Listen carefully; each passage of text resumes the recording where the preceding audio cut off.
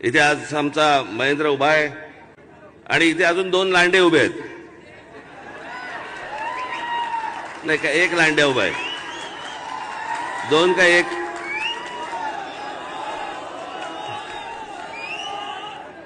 त्यातला एक तर गद्दार. हरामखोर शब्द हा पण कमी पडेल. या लोकांना काय नाही दिलं आम्ही.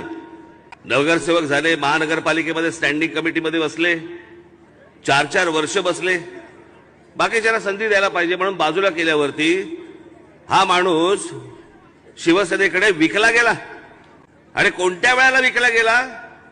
हे 6 नगरसेवक घेऊन विकला गेला ज्या वेळेला माझा मुलगा हॉस्पिटलमध्ये होता.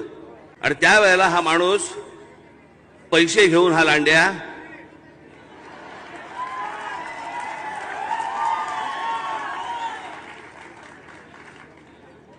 तिकडे विकला गेला. तो विकला गेलाच.